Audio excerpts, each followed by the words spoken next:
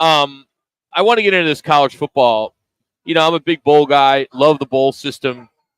The Rose Bowl has requested to be left out of the college football playoff semifinal rotation moving forward. They want to play their game January 1st, always.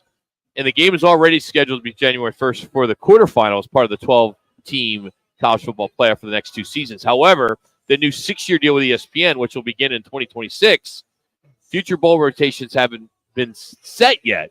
So they want to host a quarterfinal every year, but they want to keep that traditional date as January 1st, no matter what, because a lot of it has to do with, they want to have the game at 5 o'clock Eastern, which is 2 o'clock out there. So we want to keep that.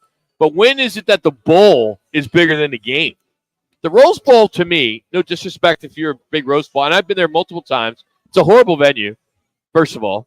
What? It's a horrible venue. What are you talking about? It is not fan-friendly. Oh, I know that, but it's a horrible venue. Oh, you're just saying it's not a good fan venue. What else would you? That's venue. what venues are It's for. It's the granddaddy of them all. It's really not. What The parade is. So you go to a game there. It's impossible to park. It's impossible to pregame. It's hard to get out of there. It's hard to get you. It's hard to get in. And then and if you out. sit in your seat, Yeah. you got to be your size to be comfortable. Well, that's probably Because why I was comfortable. You need, the seats are so close together. They are. But for them to say, "Hey, we don't want to be part of the rotation. We gotta have our January 1st date." Screw you. Yeah. I mean, I love the matchup, Big Ten, Pac-12. But here's the thing: sadly, they could stay on their own and still be fine. They don't need to be in a rotation. And I think that puts the playoff people all college football in between a rock and a hard place that they're demanding. There's going to be some kind of negotiation there. I see what you're saying, Rock. That they're still the Rose Bowl. They're still the granddaddy of them all. Granddaddy of them all. Here again, It's just like the America's team. No more of the granddaddy. They sold it. They have sold granddaddy of them all for 100 years. But again, you get the tail wagging the dog, and what's going to give? Who's going to give? So is that going to be the playoff system says, okay, well, we'll meet you halfway. How about every 3 years it's this or this, whatever negotiation. I think but for them, Manuch, just say we want to host a quarterfinal every year, no matter what. We don't want the semi. We don't want the national championship. Right. Then you're not the granddaddy anymore. Then you're not going to get the teams. What's going to screw up the teams you would typically have come to you or be part of the playoff system. They'll pull those teams, but that's already been thrown out with the playoff. Well, I get that, Rob, but I'm just saying they're not going to have that big game, so to speak. You always had the Big Ten and the whoever Pac-12 in the Rose for a champ. That kind of might have decided the championship, might have decided. I don't know. It's rankings. It's very arrogant. I'm being arrogant by saying it's an overrated facility, but in my opinion, it is. And I've been to just about every stadium in the country. I have too, and I've been to 2 bowls. One's the national championship there. Yeah. And I saw Georgia. I've seen Florida, Oregon. I've seen Wisconsin. I mean, Ohio State. I mean, it's always a great game, but the venue itself sucks. See, it's in the middle of nowhere. It's hard to get to. I know, but you're looking at it as a totally fan. Wrong. So why else would you look at it? Totally wrong. Yeah, I'm not a broadcaster. Because it's a Rose Bowl. That's what it is. Great. That's fine. I'm not discounting that. It is the elite place to play. Okay. You can take the Rose Bowl and put it at SoFi. I'm just saying, when it comes to it as a fan perspective, take your media hat off. All right. And I'm a fan. Okay. I'm a bowl guy. I know the behind the scenes. Yeah. I would rather. It's just. I got to tell you, at least I've been there 4 times.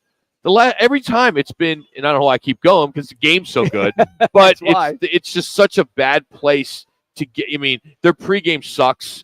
It's it's on the grass. It's not good, and it's hard to get in, and there's certain entrances and the seats. It's just an old stadium. It's very old. I think that the playoff star says, "Look, here's the deal. This is what it's going to do." I would just play. It's a game of chicken. See who blinks first. I'd throw that back at him and say, "Hey, look, here's the deal. This is what we're going to do. You'll be part of it. Your rotation will be whatever. You'll still get a good game. So I don't know why you're having such heartburn to do that." So I think you lost the Pac-12, so no one's going to really stick up. No one's going to stick up to you or for you other than the Big Ten. Exactly. Right. So you got one conference commissioner that's going to probably go to bat for you. And you might have a better game than you would have had if you weren't part of the playoff system. That's what I'm getting at. Everybody, if there's one game I love watching on New Year's Day. I always make a point to watch the Rose Bowl. Because it's always on New Year's Day. That's why they want to stay there. But it's don't always want to change. Well, you don't care who the matchup is.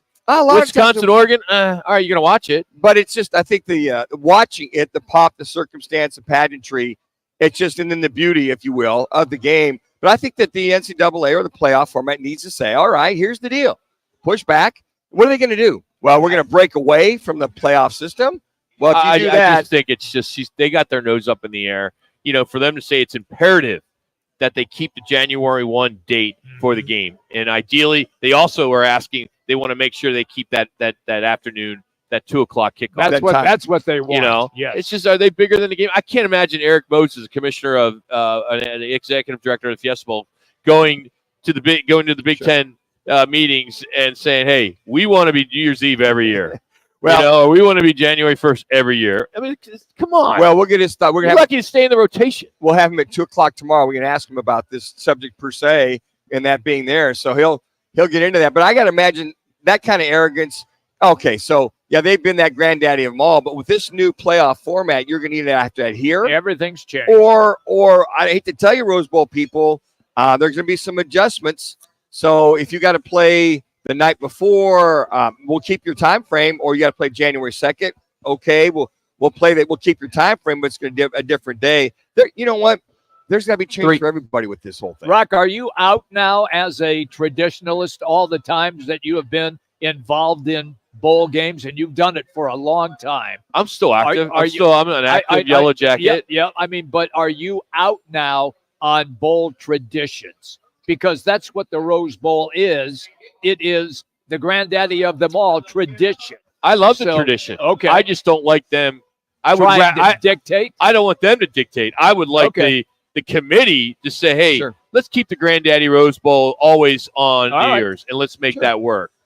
You know, but I don't know how they're going to be able to do that if they want to stay in the rotation. You just thought they were so arrogant by stating for them saying it's imperative to keep the January day. All right. I understand it's the parade. They probably make more money on the parade than they do the actual game. Maybe. Well, I think that's just their shot across the bow to say, hey, committee, and we'd really, really like to keep it there. I think the committee will look at that, but not to have them dictate that, you know, and have them try to dictate. I would have rather their committee chair, her name's Laura Farber, you know, maybe poke the bear, you know, behind the scenes, go to the commissioner of the Big Ten and say, hey, you know, we're really hoping that we can keep this. Can you maybe throw that out there? I just think it makes them look like they're better than anybody else. Well, Rock, and granted, they are the granddaddy of them all. But are they? But they've always had that kind of that arrogance. You know, they resisted the BCS, and we want to make sure we keep it there. That's what I'm saying. They're in their own little world. Yeah. Yes. You know, and I guess I just don't like that. Okay. But that's fair.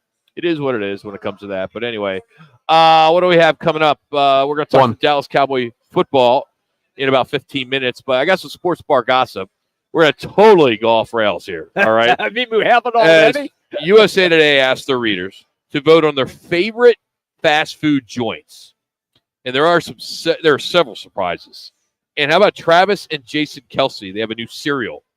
Is it awesome or is it disgusting? We'll let you know. And there are 5 Chiefs games, 5, count them, that Taylor Swift can't attend. Whoa.